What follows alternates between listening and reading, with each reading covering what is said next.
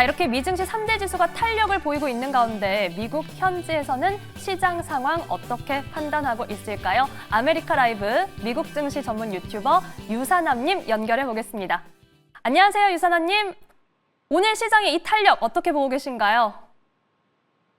네, 말씀해 주신 것처럼 강한 반등이 지속되고 있습니다. 그리고 여기에는 명확한 이유가 있는데요. 바로 어저께 장 마감 이후 발표가 되었던 트럼프의 SEC 위원장 취임식의 발언으로 낙관론이 확산이 되게 되면서 중국의 관세를 줄여줄 의향이 있다. 그리고 파월 연준 의장을 해임하지 않겠다. 이 두 발언으로 인해서 전반적인 미국의 신뢰도가 회복하게 되게 되면서 10년물 국채 금리가 4.4%에서 4.2%로 급락하게 됐고, 반대로 그로 인해서 금 가격이 3%가량 급락하기도 했는데, 그로 인해 미국의 주식시장에 커다란 반등이 오게 되게 되면서 오늘 주가가 크게 상승하고 있다고 간단하게 정리할 수 있을 것 같습니다.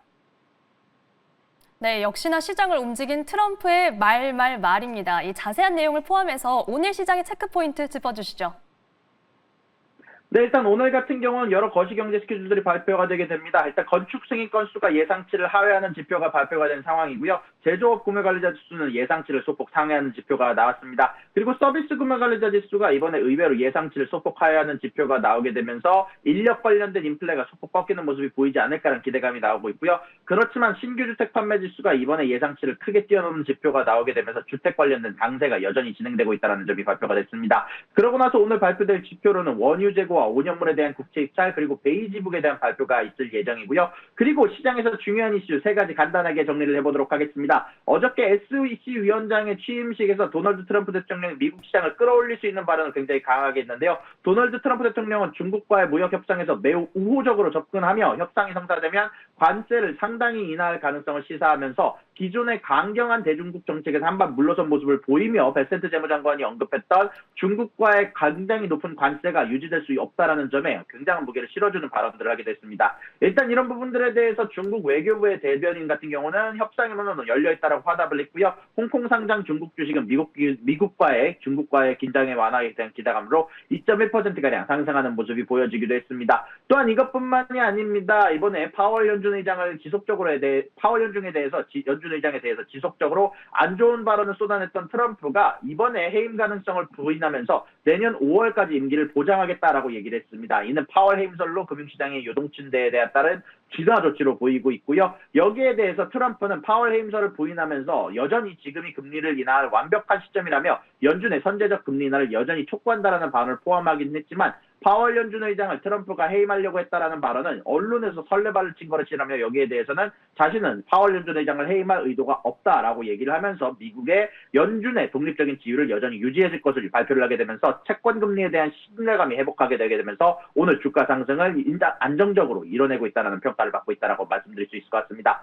자, 그리고 그 다음 뉴스입니다. 바로 EU와 메타가 DMA 한마디로 반독점 위반으로 이번에 애플과 메타의 과징금이 부과가 됐다는 뉴스가 나왔습니다. EU 같은 경우는 디지털 시장법 위반으로 애플의 5억 유로, 메타의 2억 유로에 해당하는 과징금을 부과를 했고요. 2023년 5월 DMA 시행 이후 첫 제재 사례라고 할 수 있을 것 같습니다. DMA는 원래는 위반 기업의 글로벌 매출의 최대 10%까지 벌금을 부과를 할 수 있으나 이번 과징금은 예상보다 낮은 수준이다라는 평가가 나오고 있고요. EU 같은 경우는 애플이 앱스토어에서 개발자들이 외부에 저렴한 결제 옵션을 안내하지 못하도록 제한한 안티-스티어링 조항이 DMA를 위반했다라고 판단을 했고요. 메타 같은 경우는 페이스북, 인스타그램 사용자에게 개인화 광고에 대한 동의 혹은 유료 구독을 강요하는 페이오 컨센트 모델이 DMA의 사용자 동의 규정을 위반했다라고 지적을 받았습니다. 트럼프 대통령은 EU의 미국 빅테크 제재에 대해서 보복 관세를 언급하며 압박을 하고 있는 상황이고요. 이번 과징금이 미국과 EU 간의 무역 발전을 고조시킬 가능성에 주목을 하고 있습니다. 애플과 메타는 각각 과징금에 항소할 계획이며 애플 같은 경우는 EU가 현재 자신의 기업을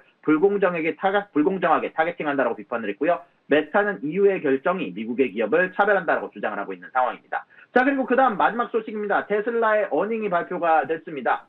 일단 테슬라의 어닝 같은 경우는 전반적으로 좋지 않았다는 평가가 가장 많이 나오고 있습니다. 매출과 EPS 양쪽 다 예상치를 하회를 했고요. 마진율, 영업이익, 순이익 모든 부분들에서 예상치를 하회하는 지표가 발표가 됐습니다. 일단 이런 부분들 관련돼 안에서 그래도 주가가 상승하고 있는 이유는 일론 머스크가 결국 보지를 그만두고 5월 달에 돌아오겠다라고 어닝콜에서 발표를 했기 때문인데요. 일단 이런 부분들에 대해서 5월부터 정부 부처와 관련 프로젝트에서 손을 떼고 테슬라에게 집중할 계획이지만 그렇지만 일주일에 하루나 이틀 정도는 경우는 트럼프를 도와 정부에 도움을 줘야 한다라고 이야기를 한 상황이고요. 여기에다가 다행이었던 점은 로보택시 같은 경우 오스틴에서 6월부터 완전 자율주행 자체를 도시 내에서 테스트를 하겠다라고 발표를 하게 되게 되면서 전반적으로 주가에 긍정적인 영향을 줬고요. 그러고 나서 저가형 모델도 이번 해 상반기 안으로 결국 출시를 할 예정이다라고 발표를 하면서 이 두 가지 소식에 집중하면서 전반적으로 테슬라가 집중했던 약속에 대해서 긍정적인 평가가 나왔습니다. 다만 그럼에도 불구하고 완전 자율주행, 모든 미국에서 완전 자율주행 같은 경우는 내년 중반으로 미뤄지게 되게 되면서 전반적으로 도시 내의 완전 자율주행에 집중할 예정이다라고 얘기를 한 상황이고요.